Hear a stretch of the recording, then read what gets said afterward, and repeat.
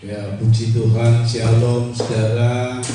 Anugerah yang besar dari Tuhan buat semua kita yang hadir dalam onsite maupun dalam live streaming, saudara ya.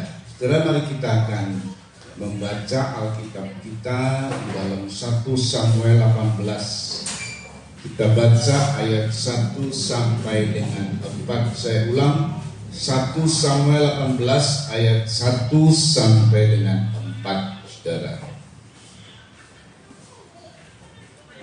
Kalau sudah menemukan, kita baca bergiliran, hanya 4 ayat saja. Ya, 1 Samuel 18 ayat 1 sampai 4. Ya, saya baca ayat 1, saudara, ayat 2. Ketika Daud habis berbicara dengan Saul, berpadulah jiwa Yonatan dengan jiwa Daud, dan Yonatan mengasihi dia seperti jiwanya sendiri. Saudara,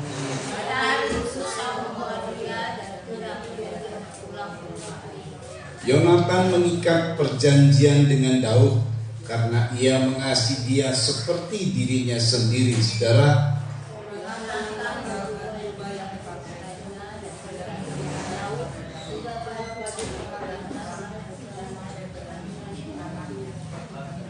iya, saudara ya, ini adalah satu hal yang sangat ajaib, di mana sebenarnya Yonatan ini yang adalah anak Saul. Saya ulang ya, Yonatan ini anaknya Saul. Sedangkan Saul ini dia mempertahankan kedudukan raja yang nantinya jatuhnya kepada Yonatan harusnya. Tetapi justru Yonatan yang akan dapat kedudukan raja malah menjadi sahabat musuhnya Saul, menjadi sahabat Daud. Tuhan buat hal ini sedemikian rupa, saudara, karena lewat keberadaan dari persahabatan ini, Daud menjadi kuat. Di tengah-tengah dia terus dikejar-kejar oleh Saul. Di tengah-tengah ini baru saja ya beberapa kisah baru saja Saul ingin membunuh Daud, saudara. Coba kita baca ya, setelah ini apa yang terjadi. Kita baca di dalam 1 Samuel tadi di ayat selanjutnya. Saya mau kasih tahu, saudara, jadi Tuhan buat demikian rupa hal yang terjadi atas kehidupan Daud. 1 Samuel 18 itu coba kita lihat di ayat berikutnya, saudara ya, bagaimana peristiwa yang kemudian terjadi, saudara. Perhatikan baik-baik di ayat 9. Yuk tolong dibaca 1 Samuel 18 ayat 9 sekarang. Yuk. Sejak hari itu maka Saul selalu mendengki Daud. Sejak hari itu maka Saul selalu mendengki Daud. Terus. Keesokan harinya roh jahat yang daripada Allah itu berkuasa atas Saul. Ya. Sehingga ia kerasukan di tengah-tengah rumah. Ia kerasukan di tengah-tengah rumah. Terus. Sedang Daud main kecapi seperti sehari-hari. Ya.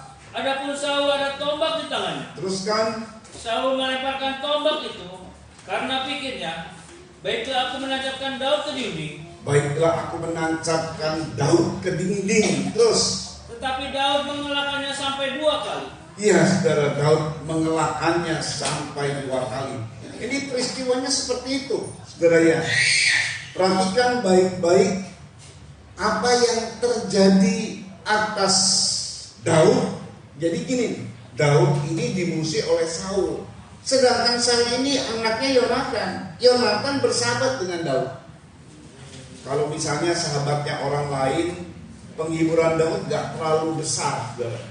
Justru penghiburan Daud ini menjadi besar, dia besar hati. Karena apa? Sebenarnya Yonatan itu harus musuh sama dia. Karena Saul mempertahankan kedudukan raja buat siapa? Buat Yonatan. Justru Yonatan malah bersahabat dengan Daud. Artinya Daud melakukan semua yang dilakukan itu benar. Saulnya yang salah. Daud dapat dukungannya besar, saudara. Nah, inilah yang merupakan penghiburan dari Daud. Saudara perhatikan, hari ini kita akan melihat bagaimana Tuhan bekerja di dalam kehidupan kita, saudara ya. Yang saya istilahkan ini merupakan ujian Daud. Sebab Daud setelah jadi raja, dia tidak jadi raja secara nyata begitu. Dia masih mengalami proses ujian namanya. Proses ujian. Coba ulangi, proses ujian. Atau sebut saja juga proses pendidikan, didikan dari Tuhan. Supaya dia menjadi raja, betul-betul menjadi raja top number one, nomor 1 di sepanjang sejarah berhasil atas Daud. Nah, saudara ya. Jadi kalau kita mau tinggi, maka dibantingnya keras. Saudara mau tingginya seberapa? Saya mau kehidupan saya tinggi. Dibantingnya keras, kayak bola, saudara. Bola yang kemudian mau dibanting sekeras apa? Sedemikian nanti saat dibanting dia semakin tinggi, saudara. Jujur dalam kehidupan Daud, keberadaannya yang dialami sama dia adalah kehidupan yang sangat berat, saudara. Di tengah-tengah beratnya kehidupan, dikejar-kejar sama Saul, dikejar-kejar sama Saul.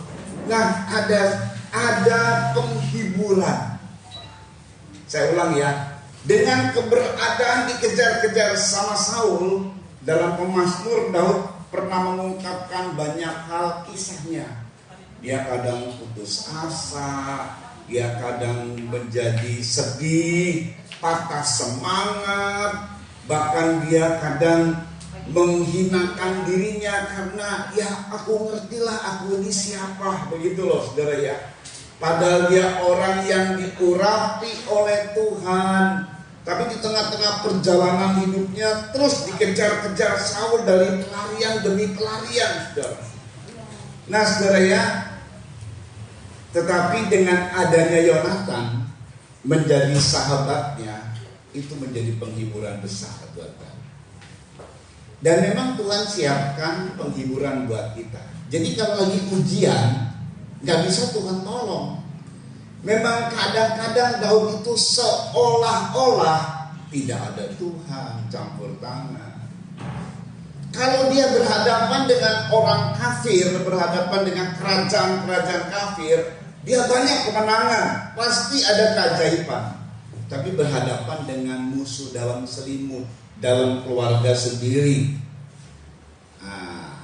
Daud ini tidak bisa melawan.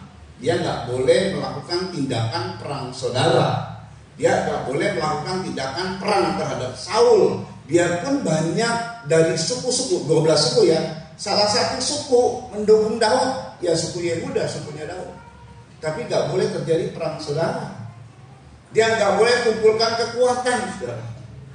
Jadi kalau ada Saul nyerang, dia kabur pasti. Saul nyerang, dia kabur, terus begitu, saudara ya. Nah ini saudara namanya dalam pelarian, namanya di tengah-tengah ancaman. Pastilah jiwanya kadang-kadang hancur, tadi saya bilang. Kadang-kadang muncul kecewa, kadang-kadang bersungut-sungut dan ngomel. Itu Pemazmur mengungkapkan banyak soal Daud. Musuhku mengejar-kejar aku, dan seterusnya. Tetapi dengan adanya penghiburan, maka Daud punya hati yang besar. Pertama, tindakan dia benar. Kalau dia memang tidak dianggap salah, sebab di situ dianggapnya Daud ini pemberontak atas kerajaan Israel. Saya ulang ya, karena rajanya Saul dan sah di hadapan rakyat. Daud diurapi jadi raja, tapi nggak pernah disahkan. Kan repot, saudara. Betul ya? Betul nggak? Dianggap sama seluruh rakyat Daud ini pemberontak. Nah itu menjadi dilema yang besar. Kalau gitu lebih baik gak usah dia diurapi jadi raja, betul kan? Diurapi tapi dibiarkan. Nah itulah Yang jadi tanda tanya banyaklah dalam tanda tanya Daud. Tapi saya ulang kembali, akhirnya Tuhan memberi penghiburan. Dalam masa ujian gak ada jawaban. Dari misalnya ada guru yang misalnya kita sekolah ya, lalu ujian, ada guru yang sayang sama kita misalnya karena kita ini murid berprestasi. Tapi lagi ujian, gak mungkin guru deketin kita lalu kasih contekan gitu. Gak mungkin. Guru lihat yang sayang sama kita karena berprestasi. Saat itu mungkin ada persoalan yang susah banget terlihat dari wajah kita yang bingung misalnya. Gak mungkin guru akan memberi contekan. Jadi tidak ada jawaban, seolah-olah dibiarkan. Nah kayak beginilah. Tidak ada, seolah-olah tidak ada pertolongan Tuhan, seolah-olah tidak ada campur tangan Tuhan. Gampang aja kan Tuhan, katakanlah mencelakai Saul, gampang aja kan Tuhan bunuh Saul. Karena Saul juga udah gak diurapi sama Tuhan kok, sudah kerasukan roh jahat kok. Tapi bukan itu cara Tuhan. Cara Tuhan itu kadang-kadang orang jahat hidupnya lebih lama dari orang baik loh. Dan dia terus menjahati kita. Jadi tujuannya apa? Sebenarnya supaya kita ini menjadi emas yang cemerlang, menjadi harta indah di mata Tuhan yang cemerlang, seperti kena ujian iman, ujian api, penyucian, saudara. Semakin kita mulia. Tetapi untuk keadaan kita yang kecewa, Tuhan berikan penghiburan. Jadi Tuhan tahu, saudara ya, Tuhan berikan penghiburan. Lihatlah bagaimana terjadinya persahabatan. Jadi persahabatan yang terjadi ini merupakan penghiburan Daud, di mana yang bersahabat adalah Yonatan. Berpadulah jiwa Yonatan dengan jiwa Daud. Yonatan mengasihi dia seperti jiwanya sendiri. Lalu dari persahabatan terjadi ikatan perjanjian. Dari persahabatan terjadi hal ini, saudara, di mana Yonatan ini anak raja menanggalkan jubah yang dipakainya, dikasih juga baju perangnya, pedangnya, panahnya, ikat pinggangnya. Jadi semua yang dimiliki Yonatan untuk melindungi tubuhnya, satu-satunya saja dikasih sama Daud. Itu yang namanya sahabat. Sahabat itu lebih mementingkan sahabatnya. Ini persahabatannya dalam persahabatan. Dia akan lebih mementingkan sahabatnya bahkan dari dirinya sendiri. Dia betul-betul memberikan perlindungan untuk sahabatnya. Bahkan kalau boleh dia berikan nyawanya bagi sahabatnya. Karena yang namanya pakaian perang itu nyawanya Yonatan. Dia dilindungi oleh pakaian perang, tapi pakaian perangnya dikasih sama Daud. Karena memang Daud gak punya apa-apa. Daudnya orang miskin, dikejar-kejar sama Saul, gak dapat apa-apa, diberikan semua. Nah yang hebatnya lebih dari itu, Yohanes 15 Tuhan menyampaikan sesuatu. Yohanes 15 ayat 13 sampai 17.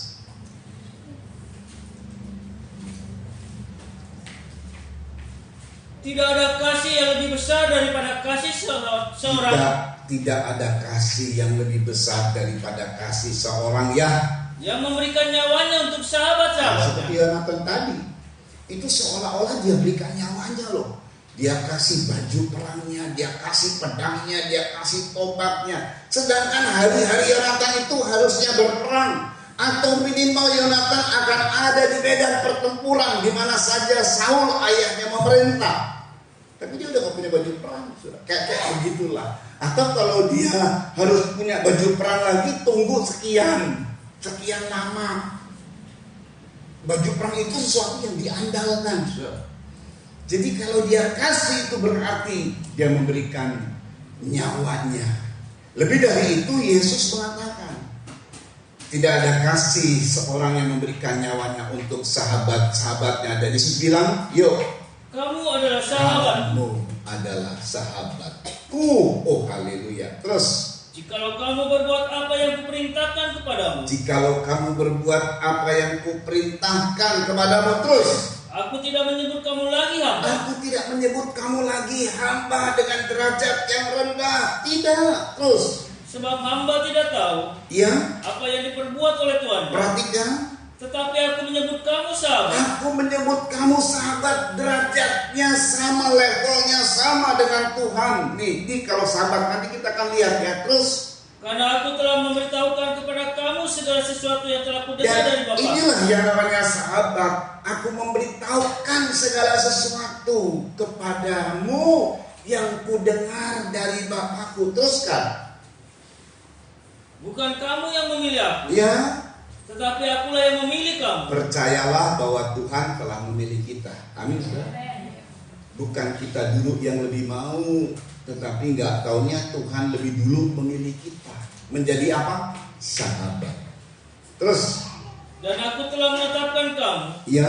supaya kamu pergi dan menghasilkan buah, dan buahmu itu tetap. Ini yang Tuhan mau juga, supaya kamu berbuah dengan tetap.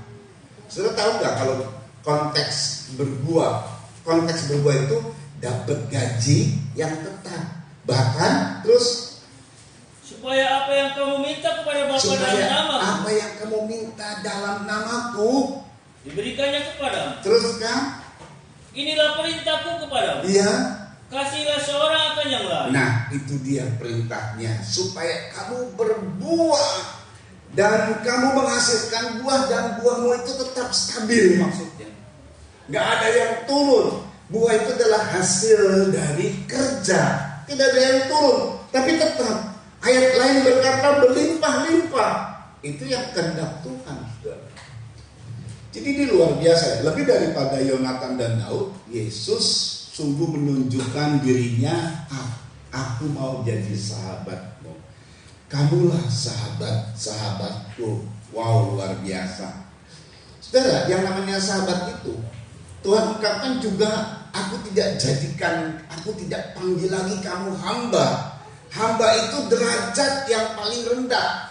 Kalau saudara baca di Alkitab, nih Alkitab khususnya, kalau saudara baca dan ada kata hamba di dalam perjanjian baru khususnya, itu bukan pembantu rumah tangga, bukan cuma sekedar itu.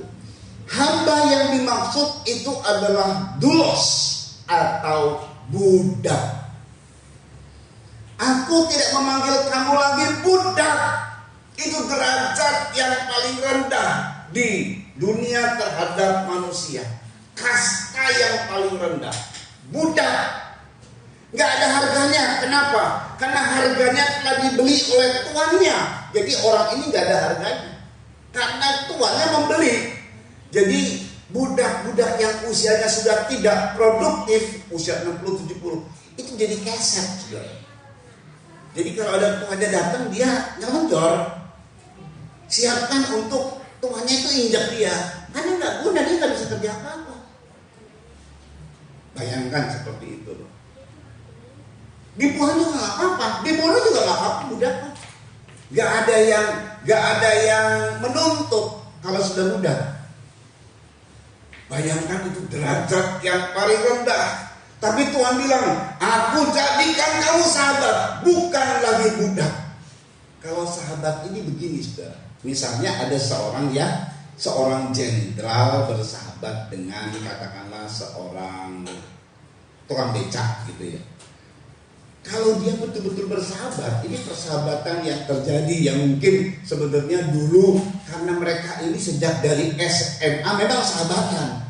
Nggak taunya nggak pernah ketemu tahunan, begitu ketemu dia memang ada salah satu capres ya. Dia punya teman dipanggil sama dia ya, teman capres, salah satu capres saya tidak sebut karena di situ ada kata-kata negatif. Capresnya bilang, nih teman saya nih waktu SD pas SMP, saya lupa SD ya, dia munculin di TV. Cuman di banyaknya di medsos ya, saya lihat di medsos, bukan di TV, maksudnya bukan di SCTV atau segala macam, saya lihat di medsos. Tapi dari kata-katanya sedikit merendahkan gitu kalau dianggapnya. Tidak dengan Tuhan. Jenderal katakanlah punya sahabat tukang becak, karena dulunya memang sudah sahabat. Ketemu, entah berapa tahun kemudian, puluhan tahun ketemu lagi. Kalau memang itu jadi sahabat, itu yang namanya tukang beca, saudara, harus menjadi sederajat. Itu sahabat. Sahabat itu nggak bisa lebih satu lebih rendah, nggak bisa. Itu bukan sahabat namanya. Sahabat itu yang tinggi merendah, yang rendah ditinggikan, kemudian sejajar dia. Itu baru jadi sahabat. Betul nggak, saudara? Karena sahabat itu nanti apanya yang paling menonjol? Curhat. Setiap kita itu sebenarnya secara sengaja atau tidak sengaja mencari sahabat. Setiap kita sebenarnya tempat untuk curhat. Sehingga apa yang terjadi dalam masalah hidup kita, yang namanya belum selesai ujian imannya, maka harus bagaimana? Kita harus terus menjalani hidup. Kadang-kadang udah capek dan tawar hati, saudara. Kita baca sebentar di sini yuk. Amsal menyebut, Amsal 24 ayat 10. Ini kadang-kadang dalam hidup kita begini loh, saudara ya. Sedangkan proses ujian iman itu nggak sehari dua hari selesai. Amsal 24 ayat 10 yuk dibaca untuk kali ini dulu. Jika engkau tawar hati pada masa kesesakan, Kadang-kadang kita jujur dalam menghadapi masalah yang sebenarnya ujian, itu kita jadi tawar hati. Dan kalau kita tawar hati bagaimana? kecillah kekuatan. Pada masa kesesakan semakin kecil kekuatan kita, semakin kecil semangat kita, semakin ambruk kita, semakin jatuh mental kita. Makanya perlu adanya penghiburan di tengah-tengah beratnya hidup, di tengah-tengah banyak beban. Ada beban suami lah, ada beban istri lah, ada beban anak-anak yang tidak bisa diatur lah. Itu jadi beban. Jadi beban khusus buat kita. Belum lagi nanti beban pekerjaan yang kita hadapi, usaha yang kita hadapi, ada kekeliruan yang kita putuskan, ada kerugian yang terjadi. Itu buat orang lagi. Wow, ini rumit, saudara. Dan belum selesai sehari dua hari. Itulah kita perlu sahabat. Puji Tuhan, Tuhan bilang, kamu adalah sahabat. Pertama Tuhan naikkan derajat kita menjadi derajat kamu sahabat, bukan lagi budak. Wow, luar biasa. Saudara, inilah yang Tuhan bilang. Ini lebih daripada Yonatan dan Daud, persahabatan Tuhan dengan kita. Melebihi daripada persahabatan Yonatan dengan Daud.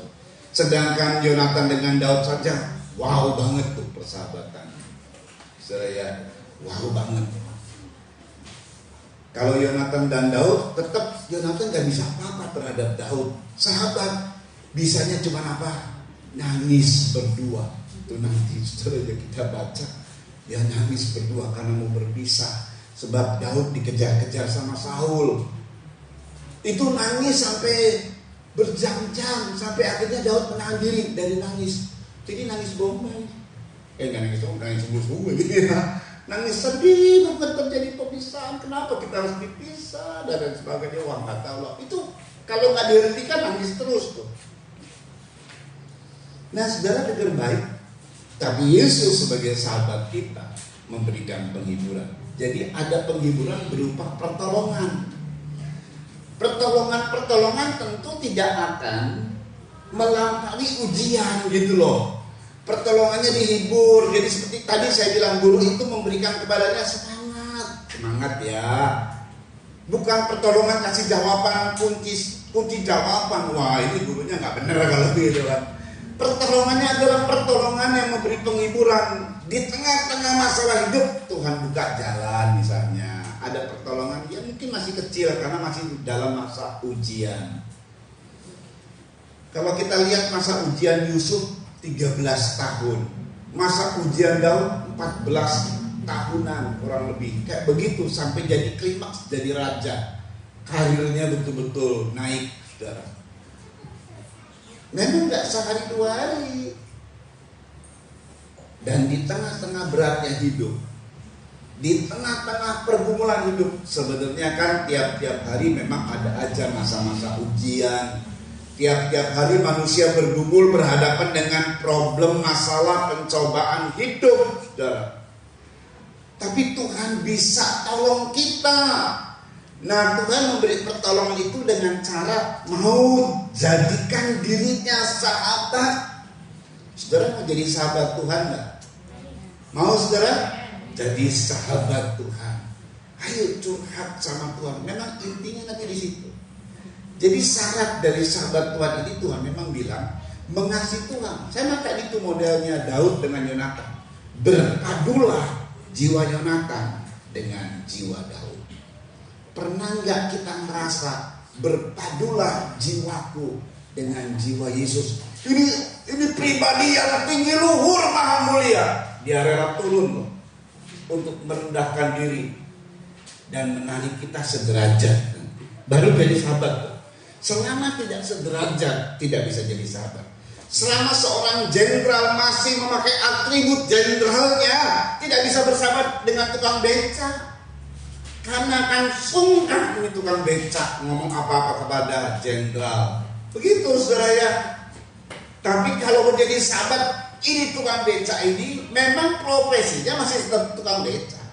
Tapi lagi sahabat itu ngopi bareng itu, sama-sama ngobrol, nggak berpikir ini jenderal ini berpikir tukang beca, enggak, berpikir jadi sahabat saya, selevel dengan saya ngobrol, dia ngobrol mungkin tentang ketentaraan segala macam, tukang beca sih nggak ngerti ya, tapi diterima denger gitu ya, tukang beca ngobrol tentang mungkin hidupnya, curhat tentang hidupnya, yang urusannya dengan beca didengerin sama jenderal, begitu kan? Karena sama-sama semua saudara dengan derajat yang sama baru jadi sahabat. Gak ada rasa sungkan. Kan itu sahabat itu kan begitu. Curhat satu dengan yang lain. Bayangkan lo pribadi yang tinggi, maha luhur, maha kudus. Kita kudis, orang maha kudus. Maha luhur kita hina. Wah itu diangkat sama Tuhan. Lalu diajak sama Tuhan, engkau sahabatku. Makanya jangan sungkan-sungkan datang beribadah. Jangan sungkan-sungkan doa curhat sama Tuhan. Dia telah menyatakan dirinya, kamu adalah sahabatku. Memang awalnya syaratnya, pernah nggak saudara jatuh cinta kepada Yesus? Berpadu jiwa Yonatan dengan jiwa Daud, itu jatuh cinta gitu loh. Itu pertemuan pribadi. Kalau sudah pernah terjadi, saudara merasa dijamah oleh Tuhan, itu pertemuan pribadi. Di situ sebenarnya Tuhan memberikan tawaran, kamu sahabatku. Nah, saya dan Tuhan mau, karena orang yang mengasihi Tuhan pasti melakukan firman Tuhan. Dan kalau kita jadi sahabat, Tuhan bilang tidak ada seorang yang memiliki kasih besar yang berani korbankan dirinya buat sahabatnya. Diberitahu oleh Tuhan keberadaan, jadi dituntun oleh Tuhan ke masa depan yang penuh harapan. Karena apa yang disampaikan Bapa, aku akan beritahu kepadamu. Saudara tahu nggak salah satu yang menjadi sahabat kuatnya Tuhan, yang memang jelas sekali nampaknya saudara, itu Abraham. Waktu Abraham menghancurkan Sodom dan Gomora, maka pribadi Allah, dia datang, lalu satu sama lain, mereka ini saudara ya, karena ini Tritunggal, lalu kemudian kita ini nggak boleh sembunyikan sama Abraham bahwa kita harus hancurkan, kita memang sudah putuskan hancurkan Sodom dan Gomora, dan di situ ada Lot keponakan Abraham, dikasih tahu. Itulah sebabnya Abraham nego. Oh namanya sahabat gak sungkan-sungkan, negosiasi. Cuman gak sesuai kuota. Jadi Sodom dan Gomora hancur dengan api dan belerang. Baiknya Tuhan, dia sampaikan juga, nanti keturunanmu seperti bintang di langit dan pasir di laut. Sampai Abraham merasa begini loh, siapa aku? Aku ini orang hina sebenarnya. Tapi kalau engkau memberikan hal yang sungguh luar biasa, itu dahsyat banget. Nah saudara ya, Tuhan memberikan kepada kita, kalau memang akhirnya kita jadi sahabat Tuhan, dibela, dituntun masa depan kita, dan kita selalu menghasilkan buah. Apa yang kita usahakan selalu dapat. Ini lebih daripada Yonatan dan Daud. Kita ulang untuk Yonatan dan Daud ini, perhatikan ya, di ayat 1 ulang 1-18. Nanti bagaimana Yesus dengan kita, sahabat ya. Ini dalam konteks sahabat nih. Yuk dibaca. Ketika Daud habis berbicara dengan Saul, Ya, berpadulah jiwa Yonatan dengan jiwa Daud. perhatikan. Dan Yonatan mengasihi dia seperti jiwanya sendiri. Yonatan mengasihi dia seperti dirinya sendiri. Ayat 3. Yonatan mengikat perjanjian dengan Daud. Yonatan mengikat perjanjian dengan Daud terus. Karena ia mengasihi dia seperti dirinya sendiri. Karena ia mengasihi dia seperti dirinya sendiri. Ya, cukup saja. Saudara ini perhatikan ya. Saya mengasihi istri saya seperti diri saya sendiri. Di mana saya tidak akan melukai istri saya, karena saya juga mengasihi diri sendiri. Orang yang mengasihi dirinya nggak mungkin melukai dirinya, betul ya? Betul ya, saudara ya? Jadi nggak mungkin saya melukai istri saya, itu dirinya sendiri. Tapi Yesus lebih daripada persahabatan Yonatan dan Daud. Yesus mengasihi kita bukan seperti mengasihi dirinya sendiri. Yesus mengasihi kita lebih daripada dirinya sendiri. Sampai dia relakan dirinya mati di kayu salib. Jadi kalau gini, Yesus mengasihi kita seperti dirinya sendiri, dirinya dia nggak mungkin mati di kayu salib. Karena nggak mungkin ada orang yang merelakan tubuhnya disiksa. Nggak ada. Betul ya?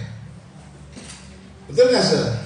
Tadi saya bilang nih, sama seperti saya juga nggak mungkin mukul-mukul diri saya.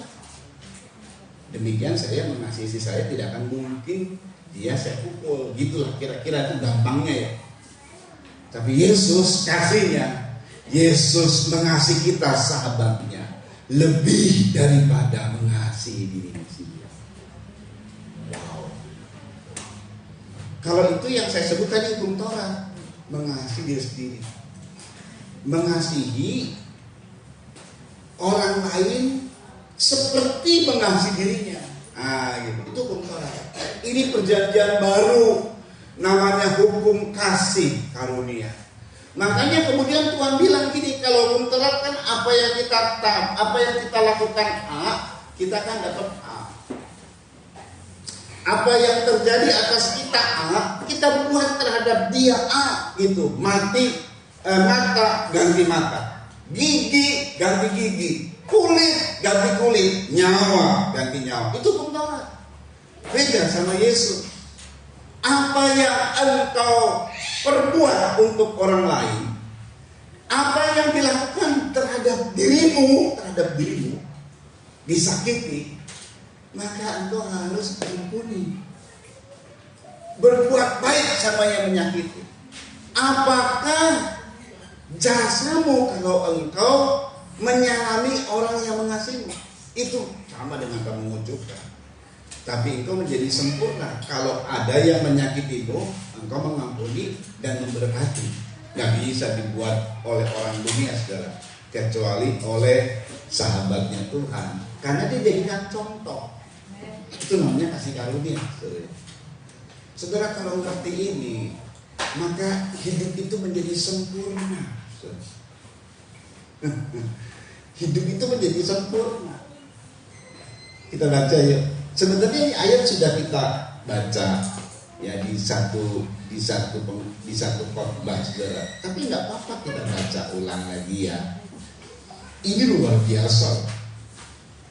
Jadi karena kita kan anak-anak Yesus sekarang, tidak sekedar anak Elohim zaman perjanjian lama tuh, tapi kita anak Yesus. Jehovah menyelamatkan. Yesus itu Jehovah menyelamatkan, saudara. Jadi apa yang Tuhan bilang, aduh luar biasa loh, luar biasa banget, saudara ya. Saudara perhatikan baik-baik. Saya akan ajak dulu membaca di dalam Matius pasal 22, diungkapkan oleh Yesus begini. Yonatan mengasihi Daud seperti dirinya sendiri. Sebetulnya di sebuah ungkapan yang terjadi sebagai sebuah kesimpulan dalam seluruh hukum Taurat. Hukum Taurat itu disebutnya hukum kitab nabi-nabi, saudara ya. Matius 22 ayat 36. Yuk kita baca. Ini menarik sekali, Yuk. Guru, hukum manakah yang terutama dalam hukum Taurat? Hukum manakah yang terutama dalam hukum Taurat? Terus Jawab Yesus kepadanya. Kasihilah Tuhan Allahmu. Kasihilah Tuhan Allahmu Dengan segenap hatimu. dengan segenap hatimu Dan dengan segenap jiwamu. dan dengan segenap jiwamu Dan dengan segenap akal budimu. dengan segenap akal budimu. Itulah hukum yang terutama. Itulah hukum yang terutama Dan yang pertama. dan yang pertama. Teruskan. Dan hukum yang kedua. Hukum yang kedua Yang sama dengan itu ialah. Kasihilah sesamamu manusia seperti dirimu sendiri. Kasihilah sesamamu manusia seperti dirimu sendiri. Terus, Pada kedua hukum inilah tergantung seluruh hukum Taurat dan kitab kebenaran. pada kedua hukum ini tergantung semua hukum Taurat dan kitab-kitab. Jadi hukum perjanjian lama tuh apa itu? Kasihilah sesama manusia seperti dirimu sendiri. Waktu Yonatan mengasihi Daud, seperti dia mengasihi dirinya. Lalu kemudian terjadi pribadi Yesus. Hukumnya, perjanjiannya dibaharui. Namanya kasih karunia. Saudara ya, perhatikan, sungguh luar biasa, saudara. Bagaimana Tuhan berkata kepada kita. Kalau Tuhan berkata begini, aku mengasihi kamu melebihi daripada diriku, sampai dia rela dikorbankan demi menembus dosa kita. Ini namanya kasih karunia. Jadi gini, saudara, diselamatkan itu bukan karena berbuat baik, karena Yesus berkorban buat kita. Karena kita percaya, selamat kita diselamatkan oleh Tuhan. Padahal kita masih berbuat jahat nih, tapi karena kita percaya kepada Yesus, maka kita diselamatkan oleh Tuhan. Seperti waktu peristiwa Yesus mati di kayu salib, ada satu orang penjahat yang belum merubah hidupnya, saudara. Hari itu dia lihat, karena hari itu dia detik-detik kematian, menit-menit kematian, di mana dia bilang, Tuhan, ingatlah aku di Firdaus. Cuma minta diingat loh. Dia nggak bilang gini, masukkan aku ke Firdaus. Kurang ajar, lu belum apa-apa udah masukkan ke Firdaus, ke surga maksudnya. Tapi Tuhan bilang, waktu dia bilang ingatlah aku saat engkau sampai di Firdaus. Tapi Tuhan bilang, hari ini aku dan engkau sama-sama di Firdaus. Wow, dia belum berbuat baik loh. Ini penjahat. Dia belum alami proses di mana dia memperbaiki hidupnya, saudara. Tuhan gak kasih perpanjangan umur, sama-sama mati di kayu salib.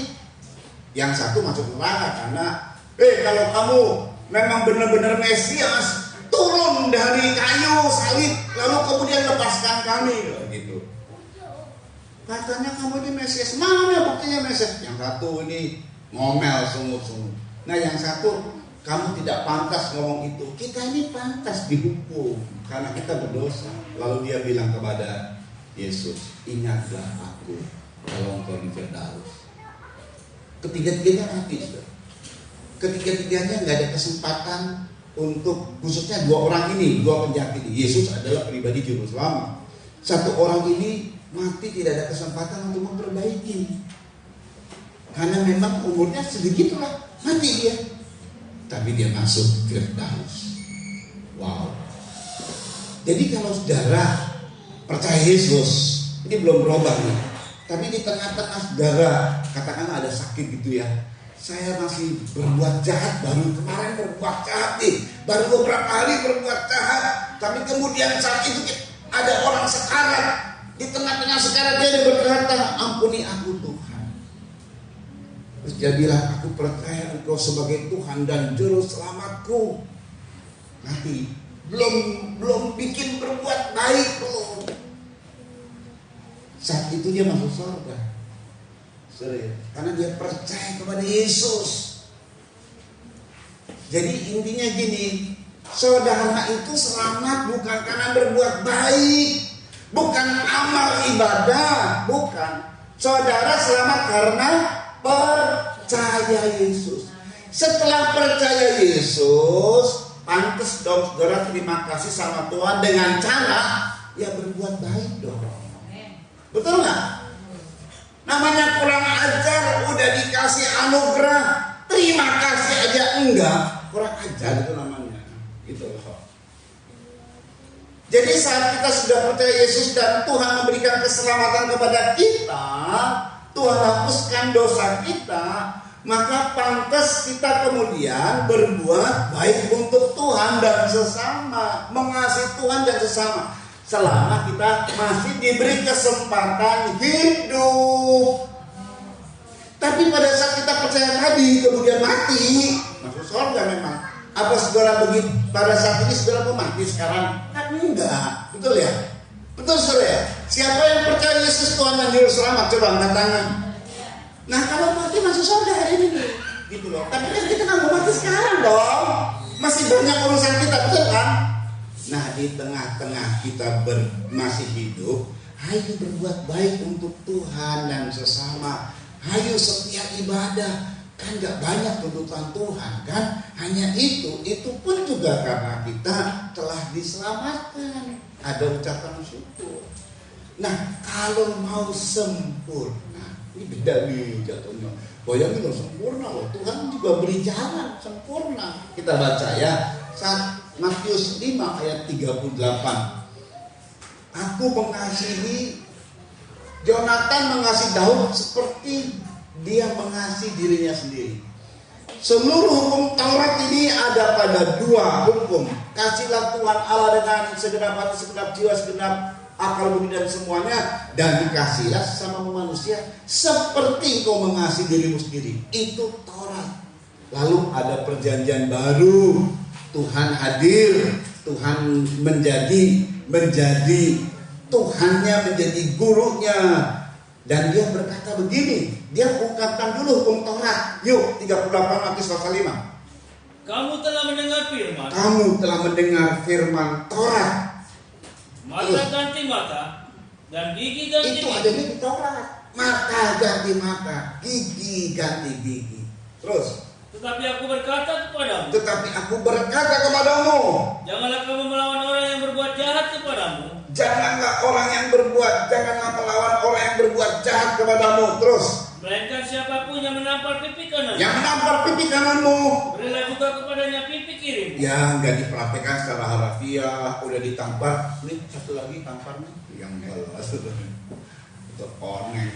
Maksudnya nggak balas lah intinya begitu loh. Terus. Dan kepada orang yang hendak mengadukan engkau karena mengingini bajumu, ya, serahkanlah juga jubahmu. Ya, terus kan. Dan siapapun yang memaksa engkau berjalan sejauh 1 mil, berjalanlah bersama dia sejauh 2 mil. Ya.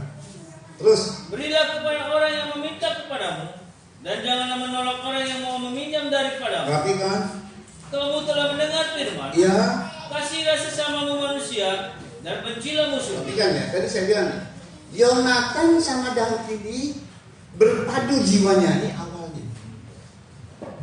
Lalu muncul saling mengasihi, jadi sahabat. Nah sahabatnya ini diungkapkan.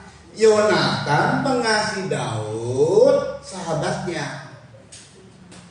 Seperti dia mengasihi dirinya sendiri. Karena Daud siapa? Sahabatnya. Kalau Daud musuhnya, nggak gitu. Jadi dalam Taurat, semua yang bukan Israel, ini istilahnya kita nih ya, kafir. Taurat itu begitu bilangnya. Penyembah berhala. Di Kanaan itu semua, Tuhan bilang semua yang namanya penyembah berhala mesti dihukum mati.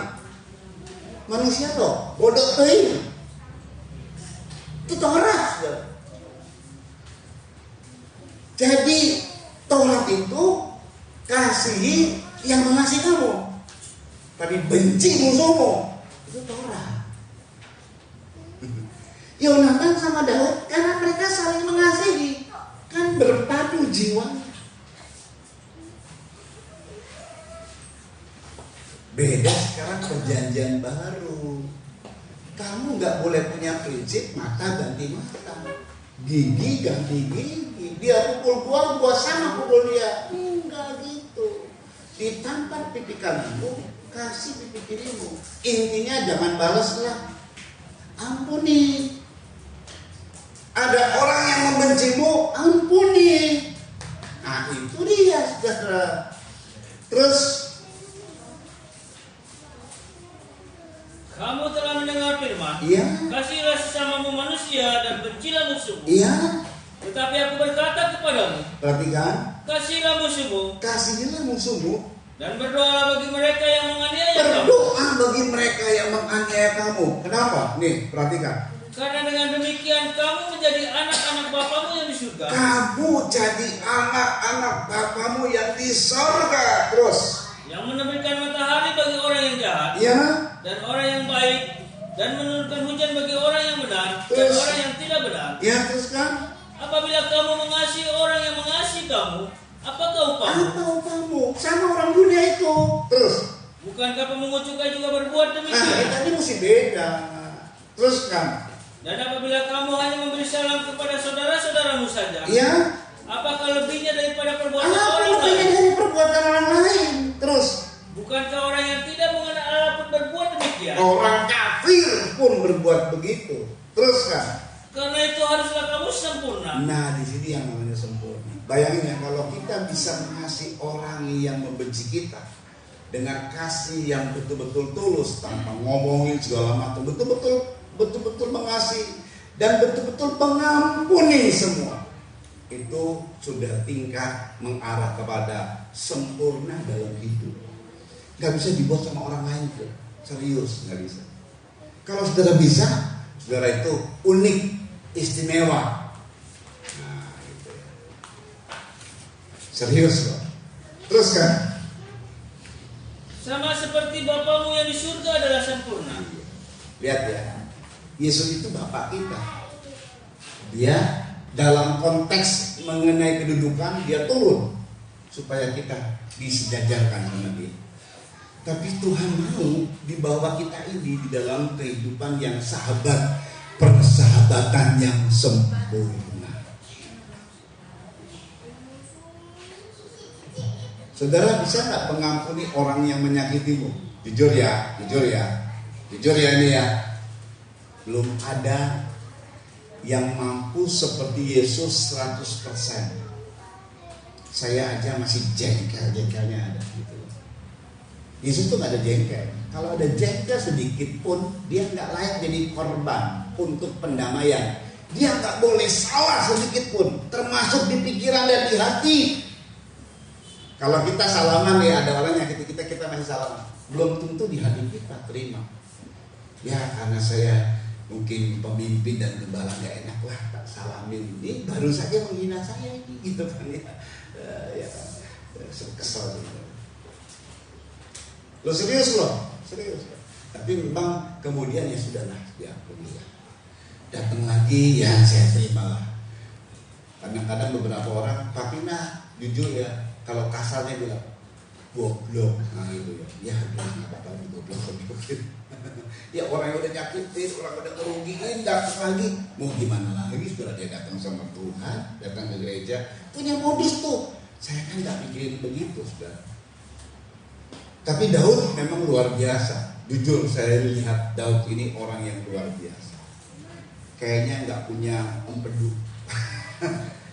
Kenapa pemilihan gelambang pendamaian itu burung merpati putih?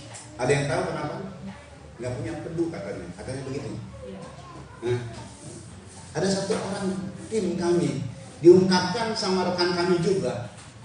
Dia itu dijahati sama orang. Kalau yang jahati orang lain, masih mending ya bisalah kita tanggung. yang di hati yang dipercaya. Ini anggapannya di antara mereka. Tapi si ini mah kayaknya nggak punya empedu. Kalau saya sakit hati dijahatin, dia mah betul-betul dijahatin, ngomongnya polos-polos aja. Ya saya tahu memang anak ini, saya tahu orang ini. Memang nggak mudah juga. Tapi Daud yang saya perhatikan itu orang yang hebat. Sorry ya, bukan hebat di sana sininya, bukan. Hebat di hatinya. Itu memang paling unggul di zaman itu yang namanya Daud. Tidak heran dia jadi raja yang terus bertahan. Tetap buahmu.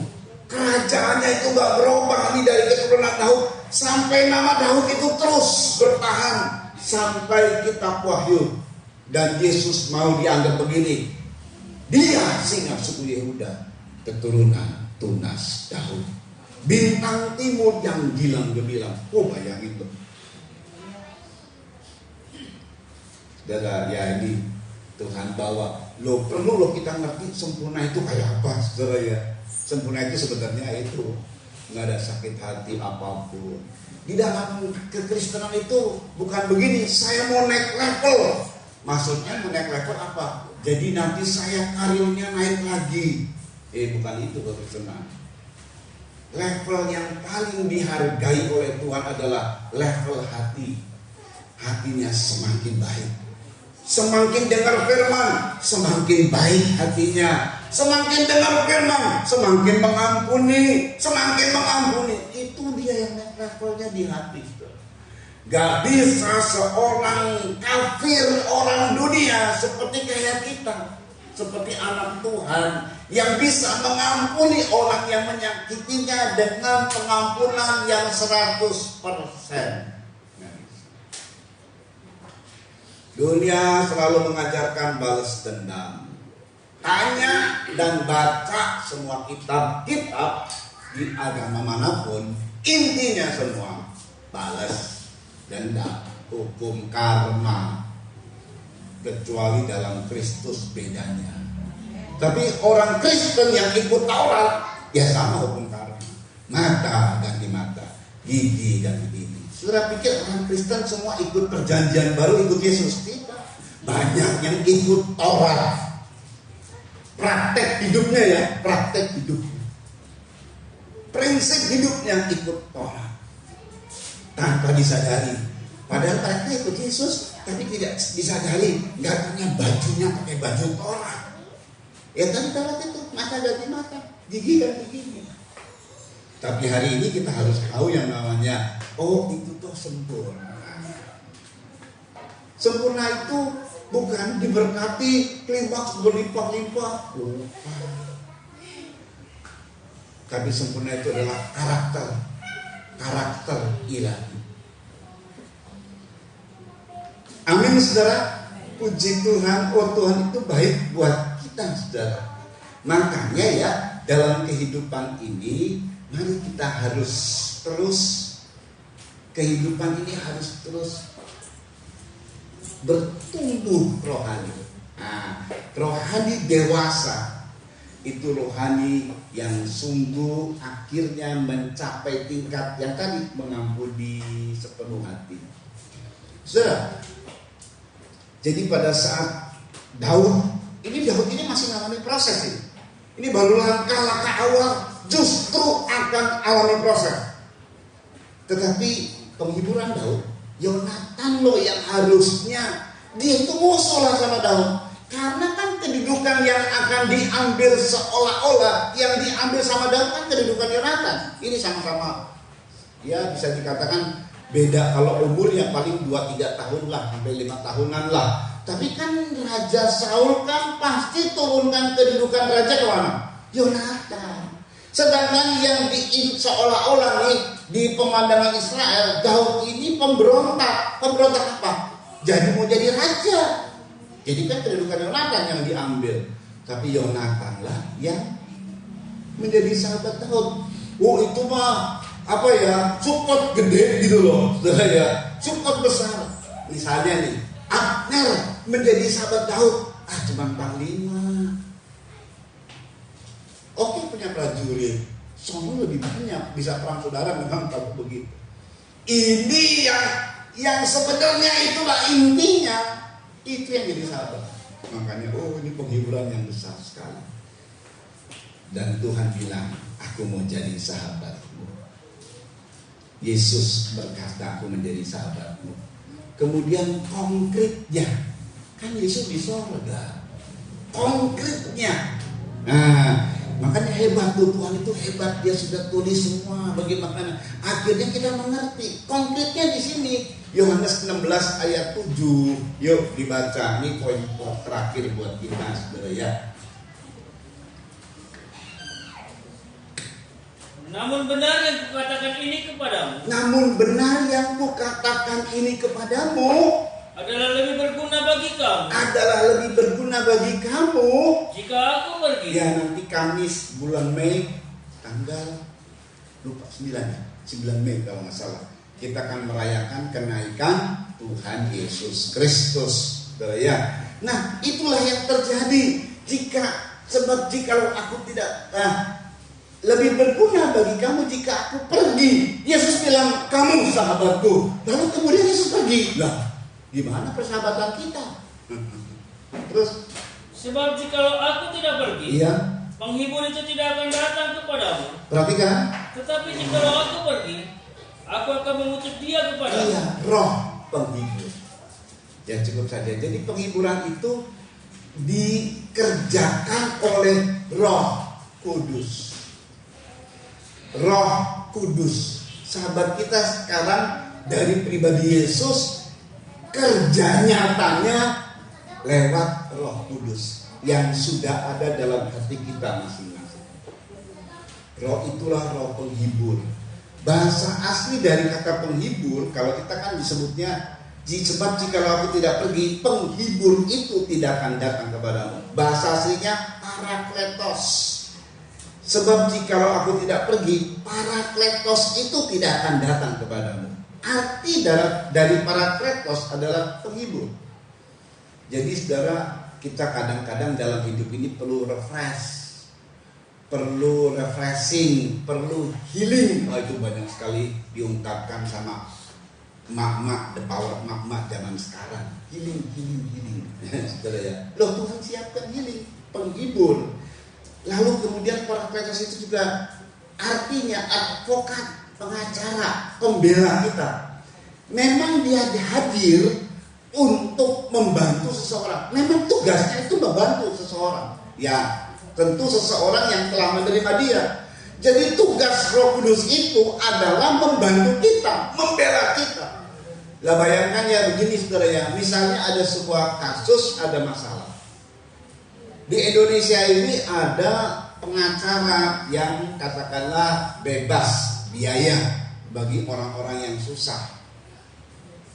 Yang sayangnya si pengacara ini karena kita ada masalah dan kita tidak mampu, dia sudah hadir. Dia sebenarnya harusnya diundang, tapi dia hadir. Tapi nggak dimanfaatkan. Wah, sayang banget, bodoh sekali sikap kita. Memang Roh Kudus itu hadir untuk membela saudara, untuk membela saya. Itu sahabat. Dipanggil untuk membantu seseorang. Sudah dipanggil, sudah hadir loh Roh Kudus dalam hidup kita. Orang yang membela perkara orang lain di hadapan hakim, di hadapan pembela dari pendakwa. Dia juga sebagai penasihat hukum. Dan dalam arti luas sebagai penolong. Jadi waktu Tuhan bilang, aku adalah sahabatmu dan kamu sahabatku. Sekarang Roh Kudus itu sama adalah Yesus. Roh Kuduslah yang jadi sahabat. 24 jam non-stop dia lagi nunggu di dalam hidup kita, di hati kita. Sayangnya kita nggak memanfaatkan sebaik-baiknya. Kadang-kadang kita mau curhat, nggak enak, nggak afdol, rasanya nggak gimana gitu ya kalau nggak ketemu sama orang lalu curhat, nangis gitu ya. Ini nggak taunya orang itu beberin cerita kita ke yang lain. Aduh, tambah dalam tuh bebannya. Sekarang ada Roh Kudus. Justru karena dia sifat roh, itu enaknya. Pertolongannya itu bisa kapan saja, karena dia 24 jam non-stop, tidak pernah terlelap, tidak pernah tertidur. Roh Kudus sifatnya roh. Dia selalu siap menyala-nyala. Dia siaga sekian menit, sekian detik. Ini kadang-kadang ya pernah ada orang curhat, misalnya curhat. Kita udah ngomong curhat berbusa-busa, katanya kita waktu pas teman ngomong kita gini tidur. Kurang ajar, gue lagi curhat dia tidur. Ya udah nggak kuat mungkin ya. Orang curhat nih kalau ketemu saudara ya, yang suka ngomong ya, sampai sehari semalam loh. Itu kalau kita bikin retreat, sampai sehari semalam saudara. Emang gitu, karena kan mau curhat terus kan ya. Cuman kita yang nerimanya kan nggak kuat, udah capek tidur lagi tidur. Roh Kudus tidak begitu, dia tetap mendengar. Ini luar biasanya, saudara. Nah, mari kita jadikan dia sahabat. Roh Kudus adalah sahabat kita. Amin, saudara. Satu pertanyaan yang buat kita jawab masing-masing. Yang namanya sahabat kan, yang namanya sahabat itu saling mencoba juga berusaha menyenangkan sahabatnya, betul ya? Kalau persahabatan kan begitu ya, jangan mengkhianati. Persahabatan itu sangat anti dengan pengkhianatan. Begitu pengkhianatan, sahabat itu bisa cerai. Cerai artinya tidak lagi bersahabat dan bisa menjadi kesan yang tidak menyenangkan, bisa seumur hidup tuh. Nah, persahabatan itu saudara, persahabatan itu yang saya ulangi, persahabatan itu adalah saling menyenangkan. Tuhan sudah bolak-balik menyenangkanmu, betul kan? Apakah saudara berapa kalikah menyenangkan Tuhan? Jadi kalau sahabat kita mau terus kayak kepompong, harusnya suka menyenangkan Tuhan. Haleluya. Tuhan, kalau ini terjadi saling menyenangkan itu sungguh luar biasa. Memang ada cinta persahabatan antara kita dengan Tuhan. Ini lebih tinggi levelnya. Persahabatan kita, salam Philadelphia, kasih persaudaraan Philadelphia, itu di antara kita. Itu level. Setelah kita memiliki level tinggi dengan Tuhan, kita bisa bersahabat dengan Tuhan. Ada Philadelphia di dalam diri kita. Saudara, sungguh luar biasa. Ayo mantapkan Roh Kudus, curhat sama Roh Kudus. Jangan biarkan dia diem saja di rumahmu. Dia cuma diem. Kenapa diem? Gak diajak ngomong. Kenapa diem? Yang gak diajak duduk aja gak diajak. Jadi di depan gitu dia udah masuk pintu, cuma dia. Kita sibuk sama. Dia cuma ngeliatin kita. Terus nangis kita. Ketemu sama orang. Dia cuma ngeliatin kita doang. Tapi dia gak diajak bicara. Ada padanya, ada pembelaan, ada pertolongan, ada keajaiban. Ajak aja ngobrol, curhat sama dia. Segera dibela, segera disiapkan. Dia siap membantu kita dengan 24 jam. Gak akan tutup mata dan ngantuk, enggak. Dia terus riuh. Kasihan kamu. Yuk kita datang sama Tuhan, yuk. Haleluya. Kita nyanyikan tadi lagu yang terakhir ya. Yesus, engkau setia. Dia setia banget sama kita. Haleluya. Haleluya, setia banget sama kita. Ya, tolong disiapkan lagunya. Ya, engkau Tuhan yang setia.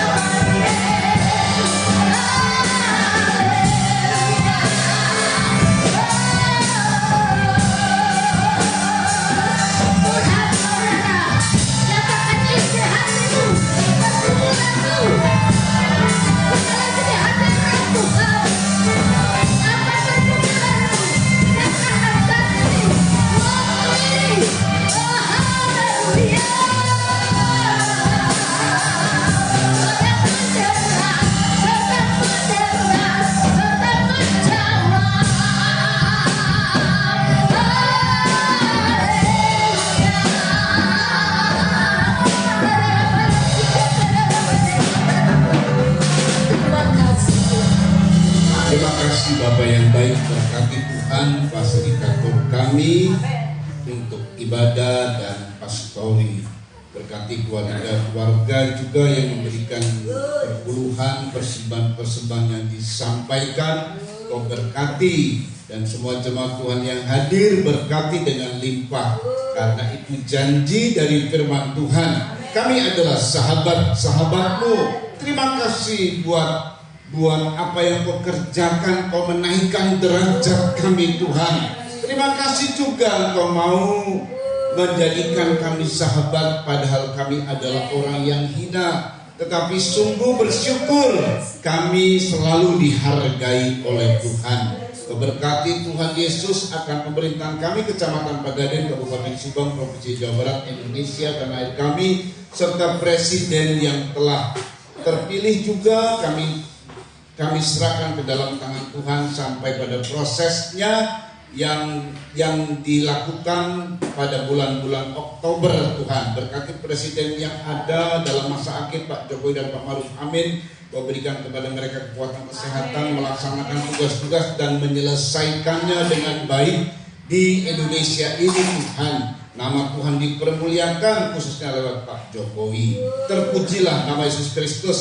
Juga Tuhan tolong penegak hukum, mereka yang bergerak di bidang hukum, supaya hukum tegak di bumi Indonesia. Haleluya. Dan juga Tuhan tolong KPK, TNI Polri, Densus 88, Badan Intelijen, serta semua mereka, Tuhan Yesus, mereka yang bergerak di bidang hukum, supaya bisa membongkar kasus-kasus besar, koruptor, gembong narkoba, sindikat mafia, perdagangan manusia, dan beberapa hal yang lainnya yang membuat bersalah kepada sesama, bersalah kepada pemerintah. Mereka ini Tuhan, Kau bongkar semua kasus-kasusnya sehingga mereka ditangkap, dihukum sesuai dengan hukum yang berlaku. Tapi kalau hukum dunia tidak menghargai, maka kami mohon hukum surga bertindak. Tuhan, Kau berkati semua yang hadir, dan terima kasih kalau sebentar kami kembali ke rumah kami masing-masing, sampaikan dengan selamat, dengan tidak kekurangan sesuatu apapun.